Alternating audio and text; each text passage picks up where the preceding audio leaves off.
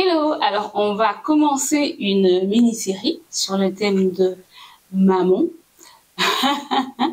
et on va voir en détail en fait différents points sur le thème. Si tu es intéressé, si tu veux savoir qui est maman, quels sont les signes qui montrent que maman a une influence dans ta vie, comment t'en sortir quand maman a une influence dans ta vie, reste connecté, on en parlera dans cette série. À tout de suite.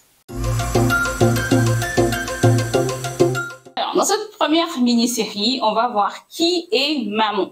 Alors, maman apparaît dans Matthieu 6, 24, Luc 16, 9, le verset 9, 11 et 13. Et il est la transcription d'un mot araméen qui signifie richesse ou profit.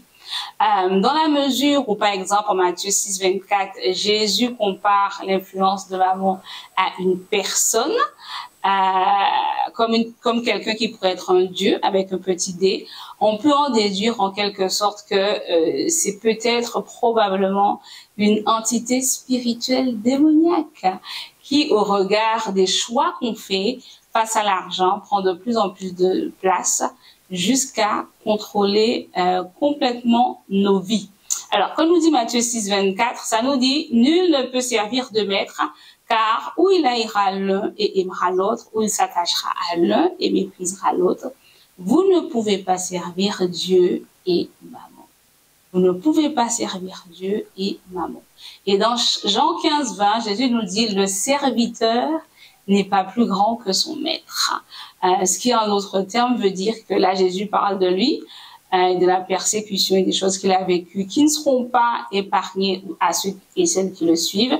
Et donc, du coup, on peut en déduire également que si Jésus est notre maître et sauveur, quand, comme le dit Matthieu 6, 24, on ne s'attache pas à Dieu, mais à maman, eh bien, maman devient notre maître.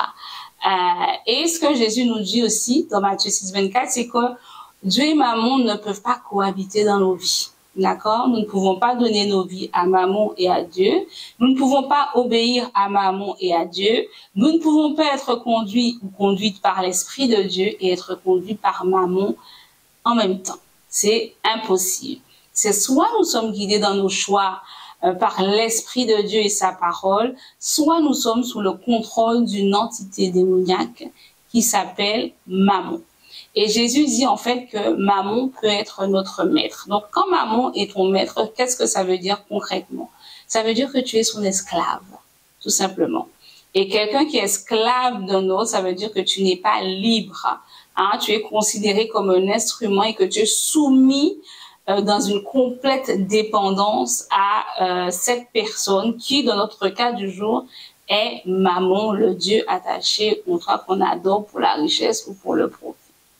En résumé, tu peux te dire chrétien, aller à l'église tous les dimanches, servir dans l'église, avoir confessé Jésus comme ton Seigneur et Sauveur, être passé par les eaux du baptême, mais la vérité, c'est quoi? C'est que maman a une emprise sur ta vie et que c'est maman qui dirige ta vie et pas le Saint-Esprit. La semaine prochaine, nous verrons ensemble 5 signes qui prouvent que maman contrôle ta vie. Et oui. Donc, sois connecté mercredi à 19h. On parle de 5 signes qui prouvent que maman contrôle ta vie.